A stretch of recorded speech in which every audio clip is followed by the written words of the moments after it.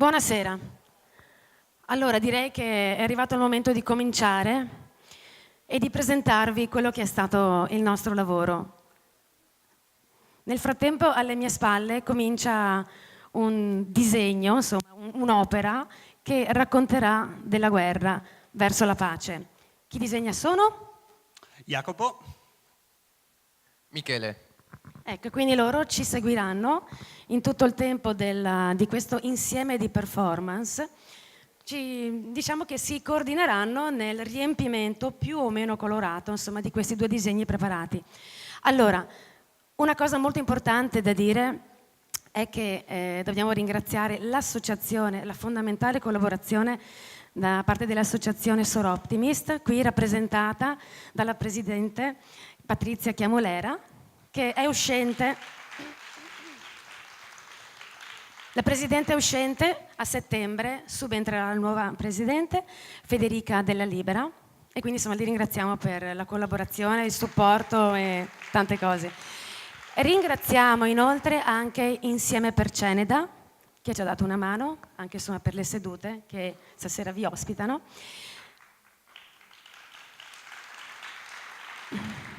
Ringraziamo anche l'ospitalità da parte del Museo della Battaglia, insomma, che anche loro ci stanno seguendo, ci stanno offrendo l'opportunità di utilizzare diversi spazi per diversi motivi, insomma, chiaramente legati allo spettacolo. Il titolo, Come Fenici rinascere dalle ceneri, è stata la nostra idea proprio che in qualche modo ci ha fatto pensare alle ceneri, no, prodotte, diciamo, parliamo di ceneri di tutti i tipi, umane e non solo, quindi una sorta di rinascita dalle ceneri. Il gruppo che ha lavorato è composto da tutta una serie di giovani e meno giovani, ci sono dei lettori, c'è un insegnante, ci sono cantanti, ci sono musicisti, ballerini, attori e loro si sono praticamente coordinati nella preparazione di questo spettacolo mettendo insieme diverse parti che in realtà alla fine abbiamo dovuto legare. Le abbiamo legate attraverso delle parti, diciamo, teatrali, le abbiamo legate attraverso l'utilizzo anche di immagini e noi speriamo, insomma, che questa sera riusciamo in qualche modo ad emozionarvi come l'emozione, insomma, di trasferirvi l'emozione che sentiamo anche noi per questo lavoro, insomma, che abbiamo fatto e che in realtà non ha avuto un tempo lunghissimo perché è da febbraio che ci incontriamo. Io inviterei l'assessore Barbara Benardi, grazie per i saluti di rito e non aggiungerei altro. Grazie, io vi porto i saluti anche del sindaco che ha promesso che appena si riesce a liberare da un altro impegno che aveva già assunto cercherà di arrivare qui. Io voglio rinnovare i ringraziamenti anche dell'amministrazione Soroptimist e alla sua presidente entrante e uscente soprattutto perché come appunto dicevamo prima senza la loro collaborazione non sarebbe stato possibile realizzare questo progetto. Devo dire che il ringraziamento va esteso ovviamente anche a tutti coloro che hanno collaborato, i dipendenti comunali, i responsabili del progetto Giovani e soprattutto i ragazzi che si stanno mettendo in gioco questa sera in prima persona. È un progetto che va avanti, dicevamo da febbraio, che però ha radici ben più antiche, non solo le radici del progetto Giovani, che ormai è una presenza da tantissimi anni in città, ma per quanto riguarda il centenario della Grande Guerra, il 24 maggio del 2015 eravamo sotto questa loggia con uno spettacolo sempre caratterizzato dalla molteplicità di musica, arti visive e recitazione nel 100° anniversario dell'ingresso dell'Italia nella Grande Guerra. Ci ritroviamo qui a giugno in piena commemorazione della fase finale di questo centenario. È stato molto bello che i ragazzi del progetto Giovane abbiano colto lo stimolo che era stato dato loro di entrare a far parte del più grande e più ampio progetto Quando scoppia la pace, che il Comune di Vittorio Veneto sta portando avanti in questo anno.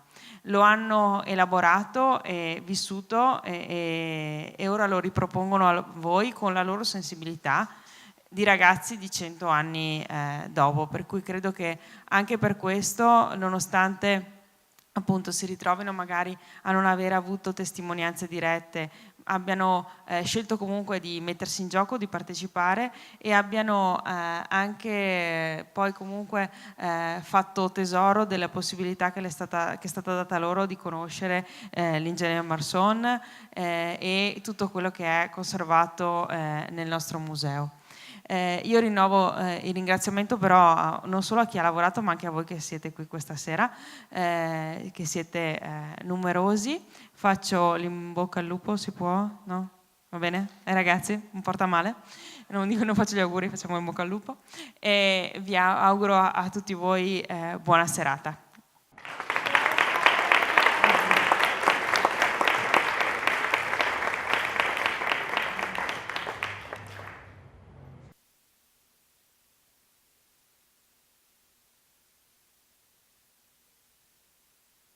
È la mattina del 30 ottobre 1918.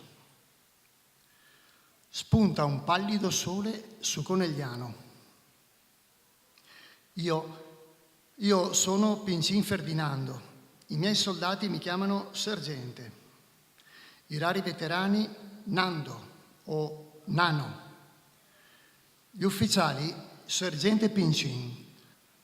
Negli ultimi 6 mesi abbiamo contribuito ripetutamente a presidiare un tratto del Bosc Montel tra Giavera e Nervesa.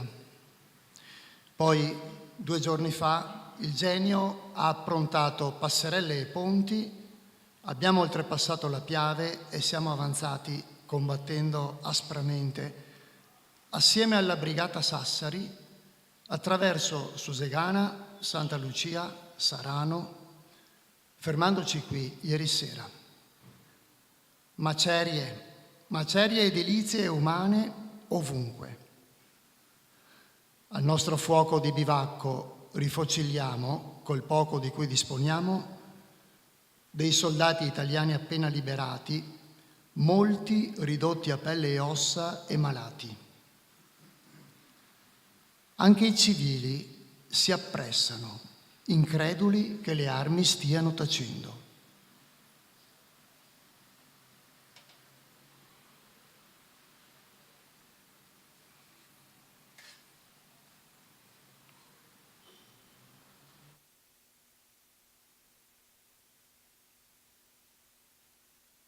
Tornavo a casa da scuola. Mi piaceva studiare. Ero affascinato dai libri e dal profumo della carta, anche se avevo sempre la testa su Ina. Il suo vero nome era Fortunata. Sono innamorato di lei dalla 3ª elementare. Fuori splendeva il sole, il mio ultimo giorno di sole. Apro la porta e entro in casa e vedo mia mamma tremante, con una lettera in mano. Incuriosita l'aveva aperta per me.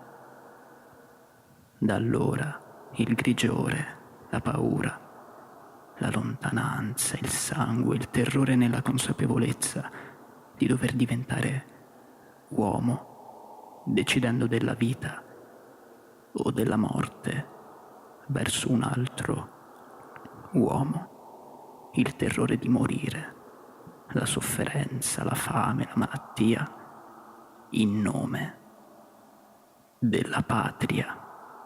Siamo stati chiamati per difenderla ed onorarla. Ci siamo trovati ad abbracciare il fucile.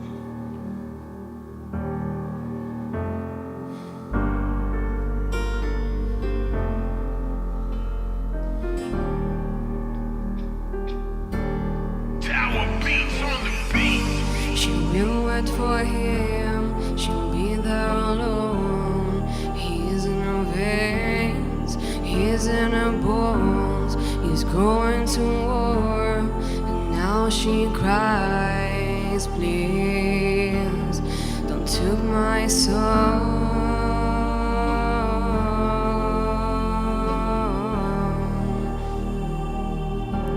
Don't take my son.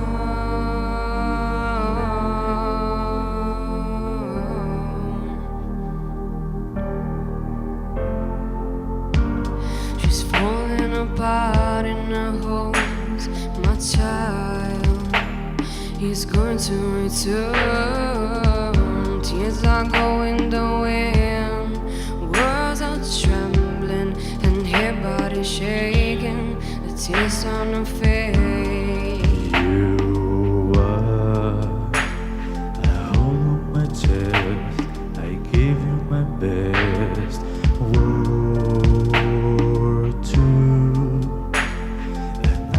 My days, I'll fight and survive. You scold, hear your name, it burns like a flame. I believe to get back home. Oh, don't cry, please. Coming back to you. She will wait for him. She'll be there alone. He's in her veins, he's in her bones. He's going to war, and now she cries, please, don't take my soul.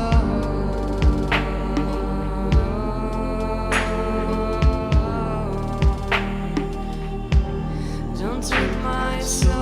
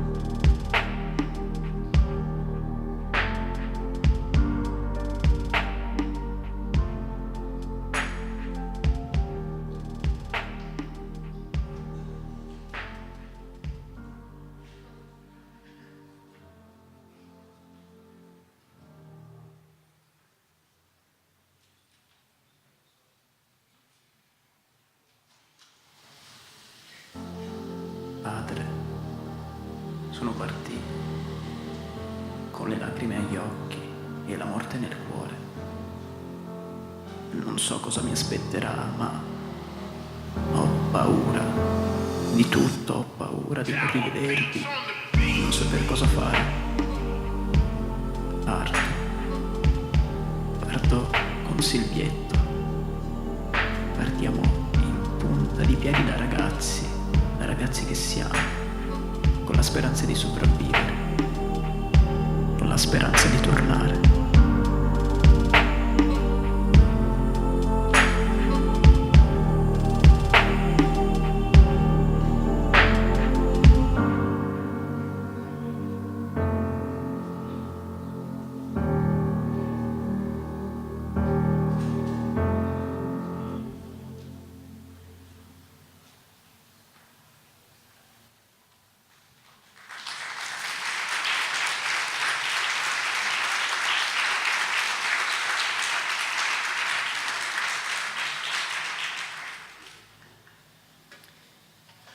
La famiglia dei Feltrin Cabricon abita sulla riva di fronte alla nostra.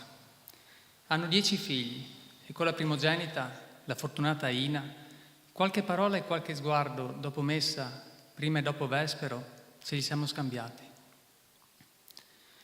L'ho anche accompagnata dalla chiesa fino a casa e prima della mia partenza avevo intrapreso a frequentare il filò nella loro stalla. È così mingherlina che se la tramontana soffia di traverso se la porta via. Ma ha 2 occhi color del cielo e una tenacia che non ti aspetti. e la prima aiutante di sua madre in tutto. Ha frequentato la scuola fino alla terza elementare, ma al contrario di me legge tantissimo, divorando i libri della biblioteca parrocchiale consigliati alle signorine. Quando suonavo nella banda del paese, prima della guerra, e c'era anche lei tra gli spettatori, mi concentravo bene per non sbagliare una sola nota col flicorno. I Cabricon sono finiti molto lontano, a Canosa di Puglia. Anche là si sono subito accorti di quanto valga Ina, tanto che un figlio del possidente che li ospita le ha fatto una proposta di fidanzamento. Ma lei ha rifiutato. Mi aspetta e io l'aspetto. Compio il mio dovere di militare fino in fondo, ma voglio vivere, ricostruire la casa, sposare lei.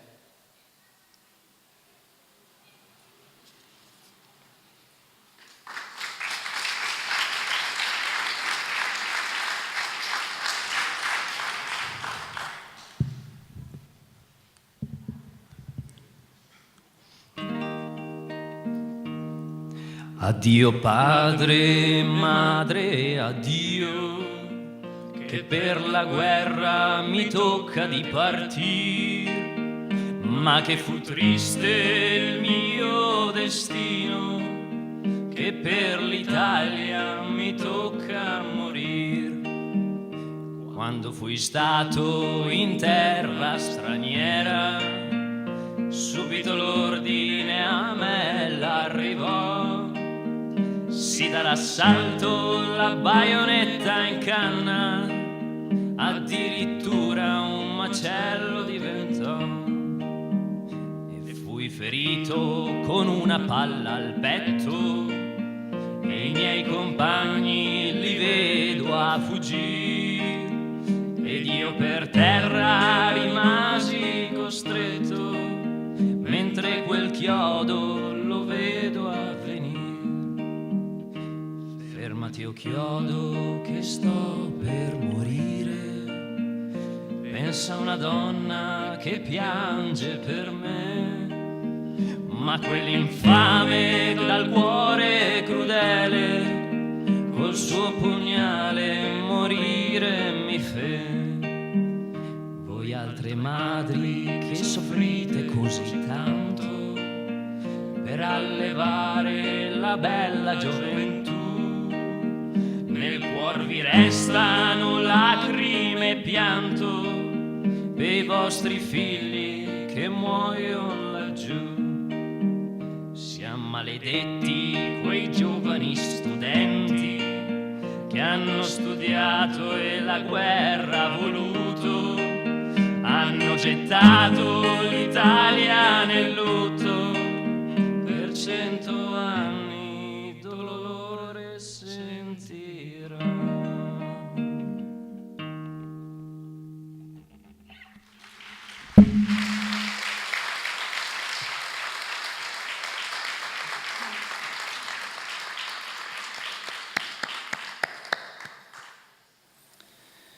Era partito per fare la guerra, per dare il suo aiuto alla sua terra. Gli avevano dato le mostrine e le stelle e il consiglio di vendere cara la pelle. E quando gli dissero di andare avanti, troppo lontano si spinse a cercare la verità. Ora che è morto, la patria si gloria di un altro eroe alla memoria. Ma lei, che lo amava, aspettava il ritorno di un soldato vivo, di un eroe morto, che ne farà? Se accanto, nel letto, le è rimasta la gloria di una medaglia alla memoria.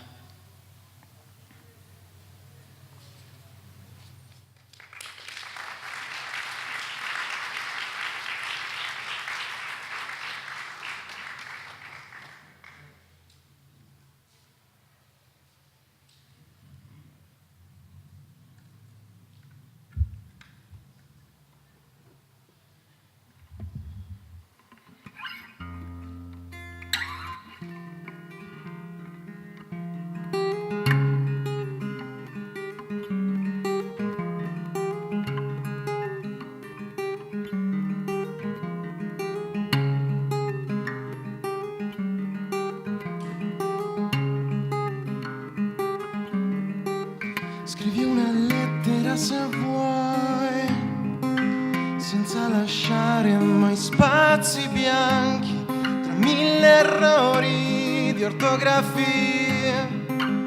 Le correzioni ormai sono troppe da buttare via.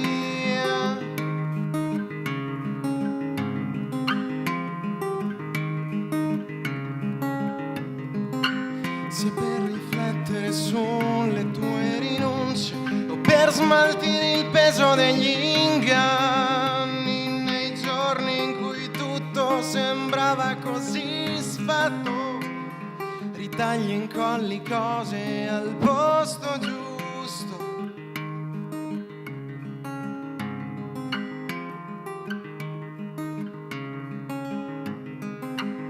Quante volte ad ogni passo sei ceduto senza distinguere ciò che c'è di bello da ciò che è falso, ed hai incolpato te come hai incolpato gli altri. E ora credi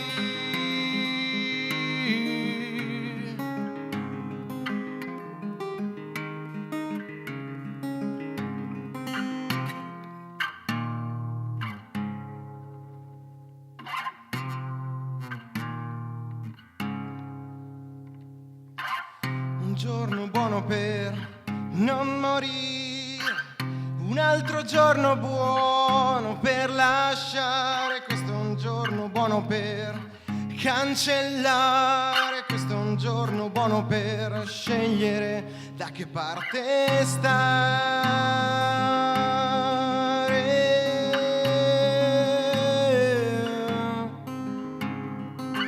Un giorno buono per non morire, un altro giorno buono per lasciare, questo è un giorno buono per cancellare, questo è un giorno buono per scegliere da che parte stare.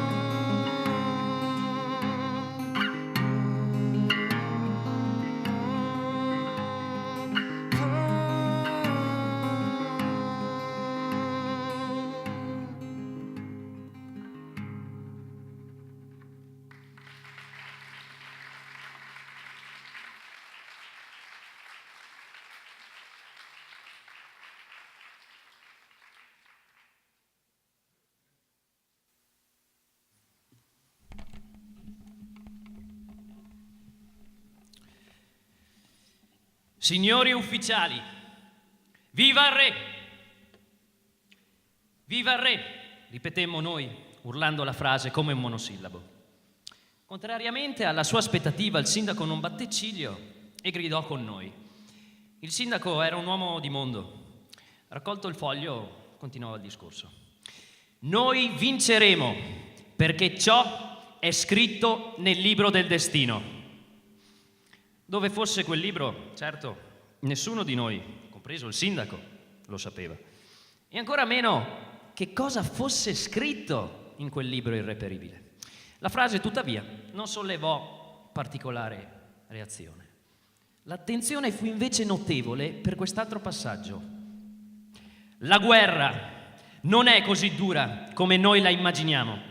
Questa mattina, quando ho visto entrare nella città i vostri soldati in festa, accompagnati dal suono della fanfara più gioconda che si possa mai concepire, ho capito, e tutta la popolazione l'ha capito con me, che la guerra ha le sue belle attrattive.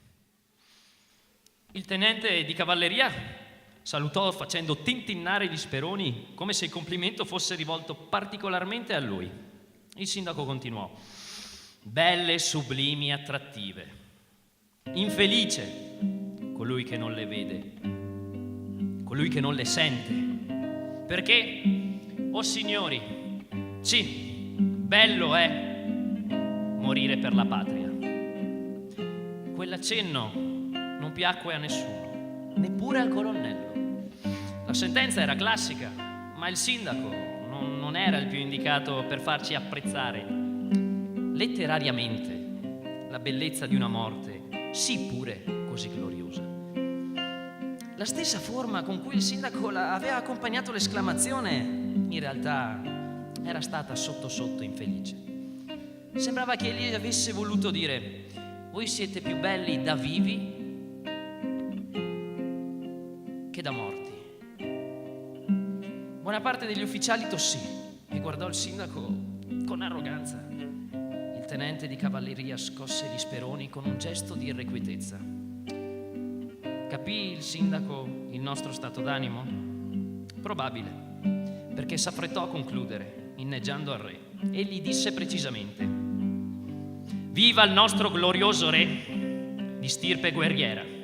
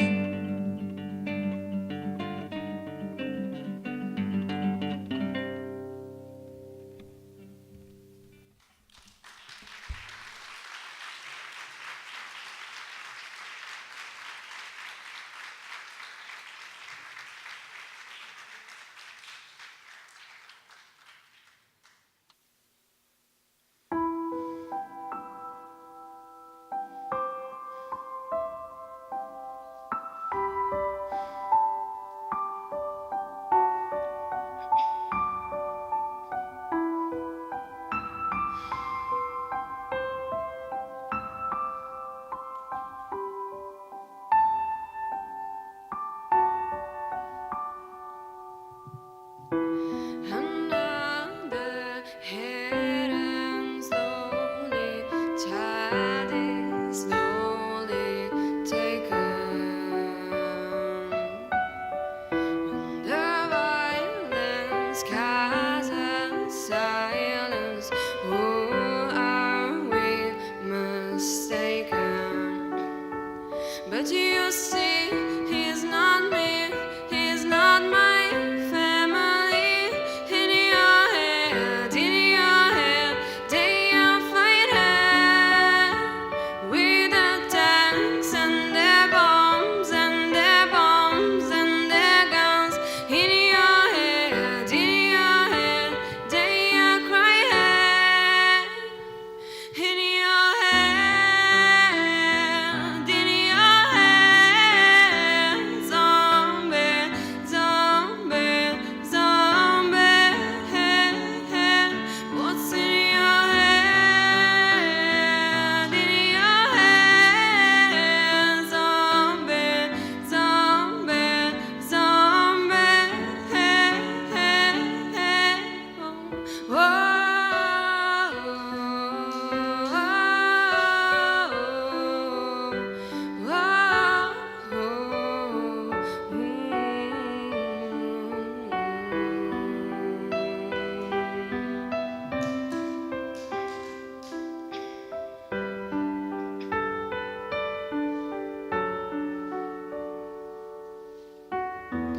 Another mother's break.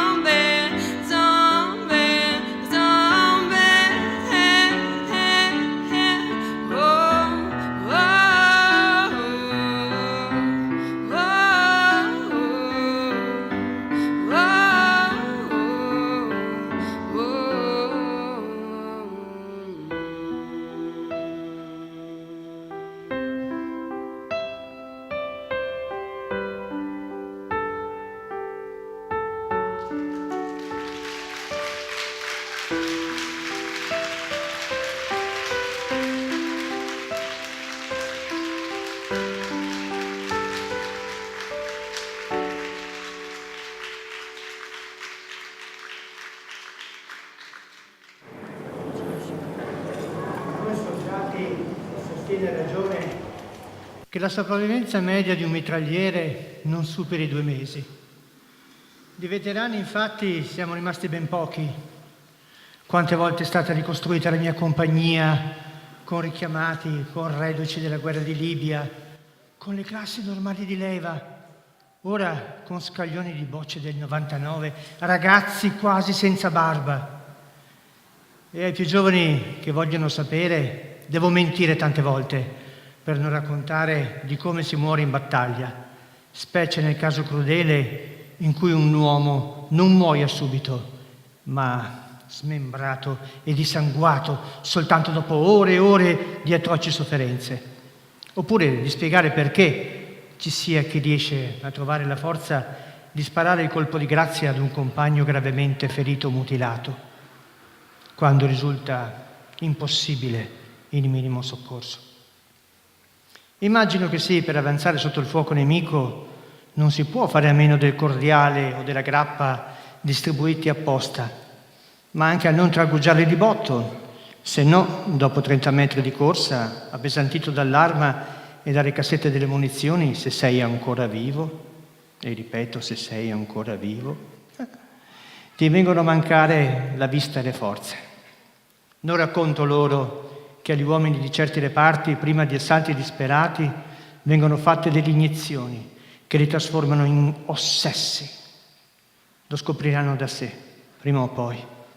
Li istruisco invece, senza mezzi termini, sui comportamenti da tenere per evitare di finire davanti alla corte marziale, se non peggio davanti a un plotone di esecuzione. Ringrazio Dio di non essermi mai trovato nella condizione di comandarne uno o di farne parte, ma ho chiara memoria di nostri uomini crudelmente e iniquamente condannati alla fucilazione.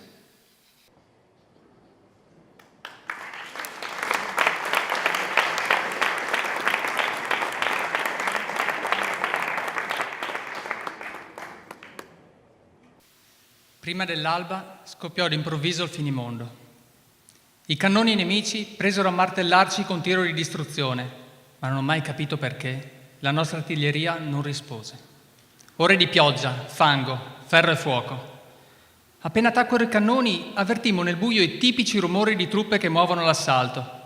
Pochi razzi illuminanti ci diedero modo di stabilire una reazione.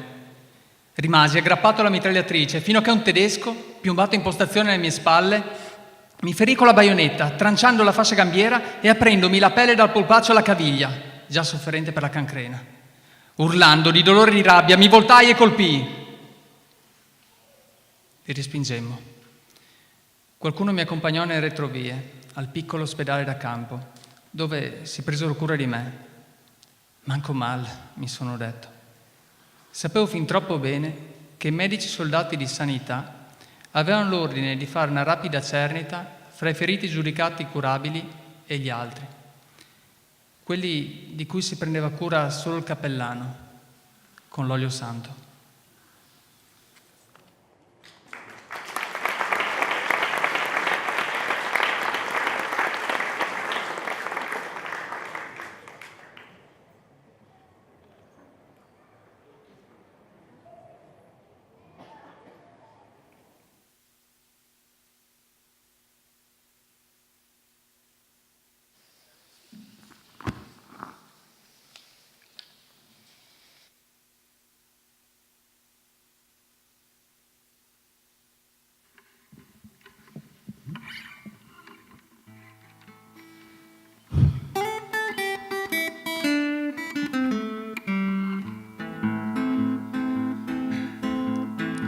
Dormi sepolto in un campo di grano, non è la rosa, non è il tulipano, che ti fan veglia dell'ombra dei fossi, ma sono 1000 papaveri rossi. Lungo le sponde del mio torrente voglio che scendano i luci argentati, più cadaveri dei soldati portati in braccio dalla corrente. Così dicevi ed era d'inverno, e come gli altri verso l'inferno te ne vai triste come chi deve. Il vento ti sputa in faccia la neve. Fermati Piero, fermati adesso, lascia che il vento ti passi un po' addosso. Le morti in battaglia ti porti la voce, e ben cambio una croce Ma tu non lo disti e tempo passava, con le stagioni a passo di Giava, ed arrivasti a varcare la frontiera in un bel giorno di primavera. E mentre marciavi con l'anima in spalle, vedesti un uomo in fondo alla valle che aveva il tuo stesso identico umore, ma la divisa di un altro colore. Sparagli Piero, sparagli ora, e dopo un colpo sparagli ancora, fino a che tu non lo vedrai esangue cadere a terra e coprire il suo sangue.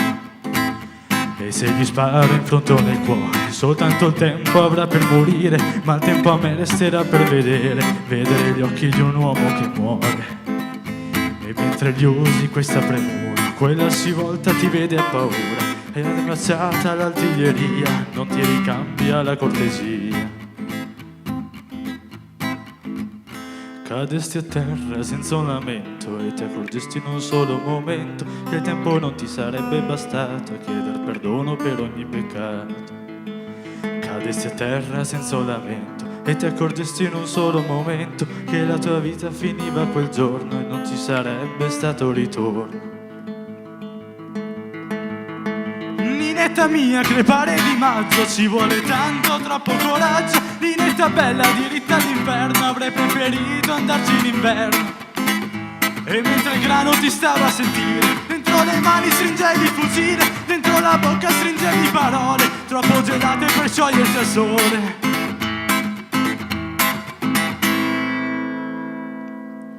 Dormi sepolto in un campo di grano, non è la rosa, non è il tulipano che ti fan veglia dall'ombra dei fossi, ma sono 1000 papaveri rossi.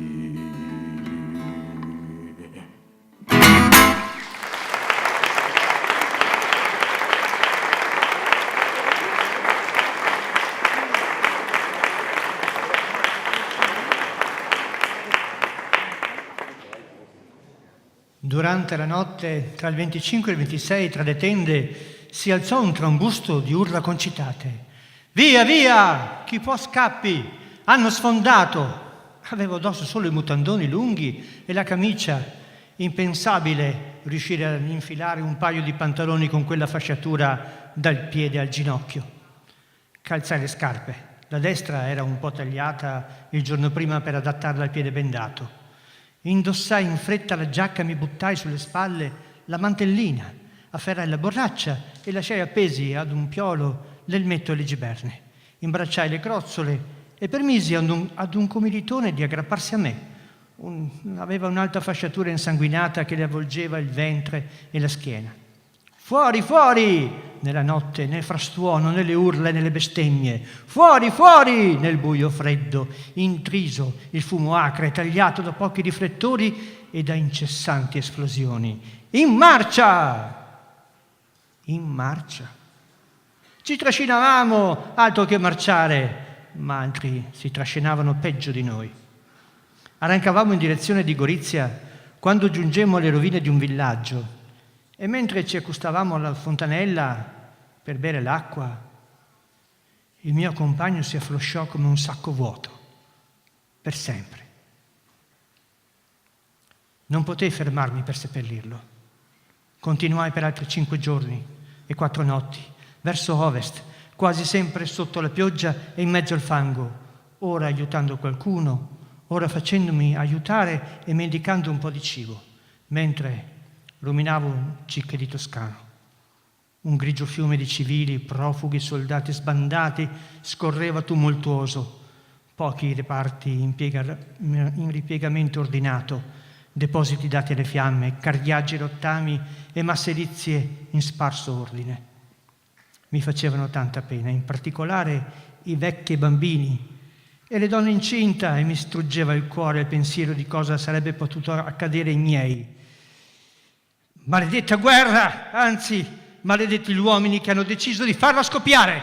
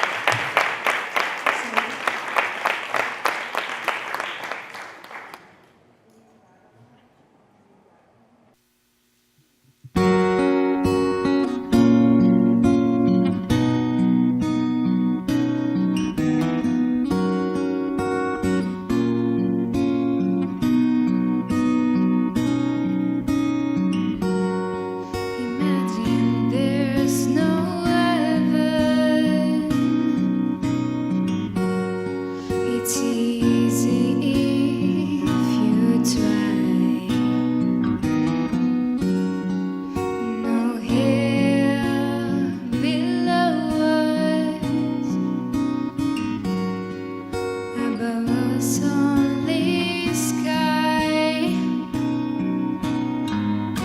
Imagine all the people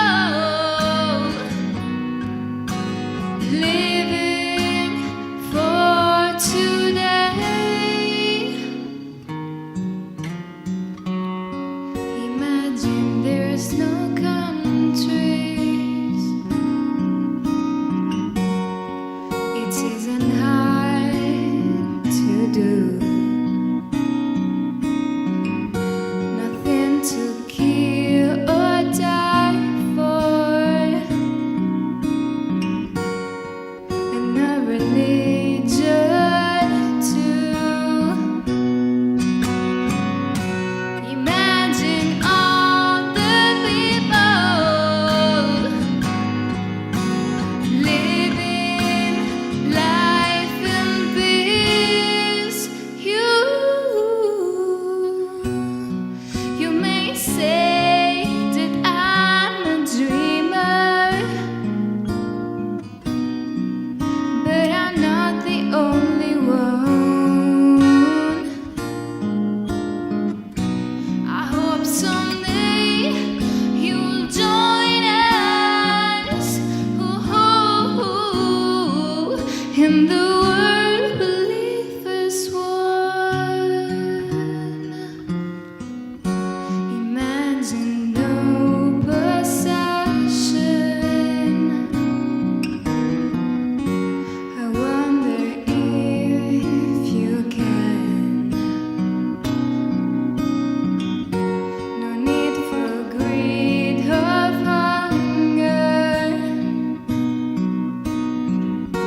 A brotherhood of man. Imagine all the people sharing all the world.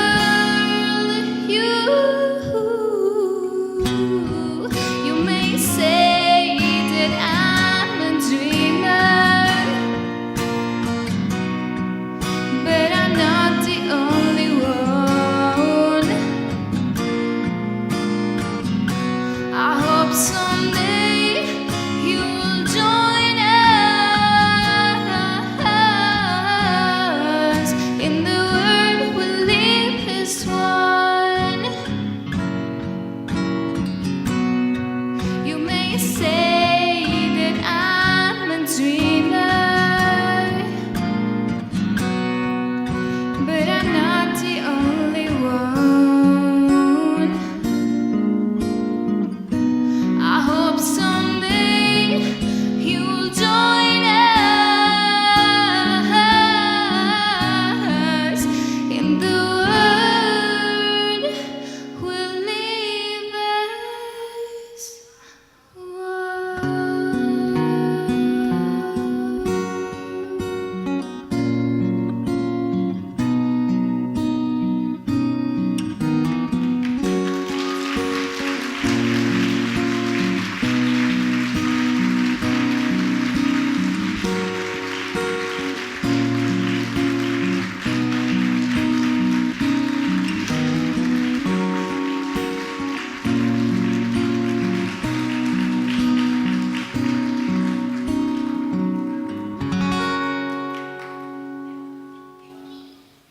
Finirà per tutti questa disgrazia. Ritorneremo a casa, bonificheremo i campi dagli ordigni, li areremo ancora e li semineremo.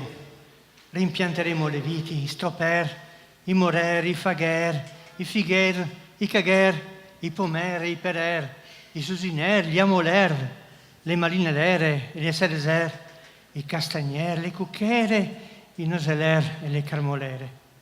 Ricompreremo le vacche e i buoi, i cavalli di maiali, il pollame e il seme del cavalier. Nasceranno anche dei figli.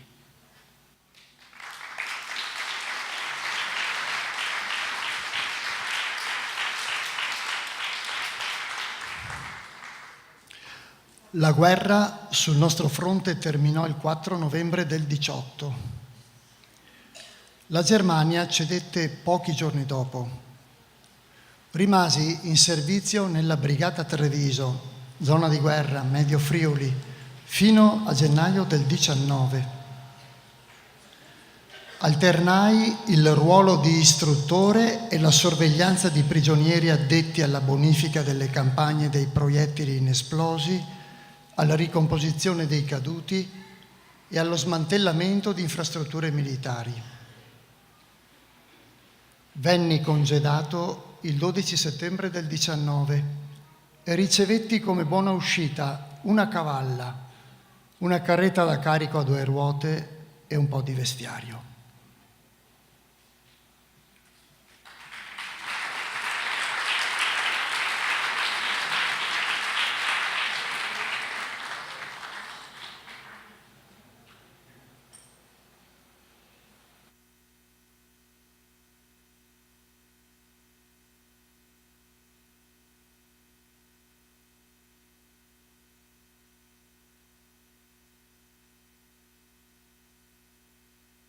Non molto tempo fa avevo dei sogni, come tutti del resto. Sognavo di diventare qualcuno. Sognavo ad occhi aperti, ad occhi chiusi. E mia mamma mi diceva che dovevo essere un po' più sveglio. Mi sforzo di ricordare ancora la sua voce, la voce dei miei amici. Io mi chiedo una cosa. Mi continuo a chiedere una cosa: perché? Perché mi avete fatto questo? Mi avete costretto ad indossare una divisa. Mi avete obbligato ad uscire da casa mia, a salutare mia mamma. I miei amici. Per cosa? Per vederli morire, uno dietro l'altro? Per la patria, certo. Per il mio paese. Quando tornerò tutti mi applaudiranno, mi ringrazieranno perché li ho protetti, li ho onorati. Ma chi penserà a me? Ai miei amici? A Silvietto? Se non lo farò io, non lo farà nessun altro. Nessun altro penserà a loro. Io mi ricorderò sempre di quegli sguardi, di quegli occhi spenti, vuoti, e chi se li dimentica? Però, qualche volta, in quegli occhi, io ci ho visto un barlume di speranza, io l'ho visto, e ne ho approfittato quando ho potuto. E nessuno mi ha impedito di farlo quello, perché nessuno può togliermi la speranza di credere in qualcosa. Quindi io combatterò per credere in qualcosa di bello, di migliore. E un giorno risorgeremo, tutti, come fenici.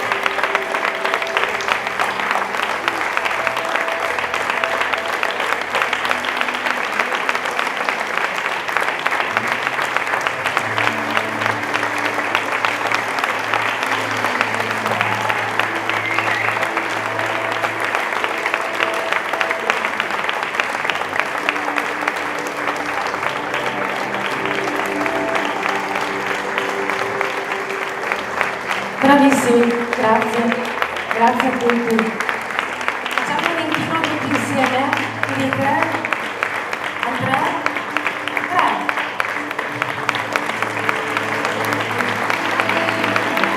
Allora, vi diciamo una cosa che prima mi sono dimenticata di dirvi e per questo vado vicino a Leopoldo. Allora, lui ha partecipato a un concorso nel quale ha scritto alcune righe di, in realtà, un testo molto più lungo che racconta, è la raccolta delle memorie del nonno Ferdinando Pincin, che voi l'avete sentito nominare più volte, che appunto è il nonno del professor Leopoldo Pincin.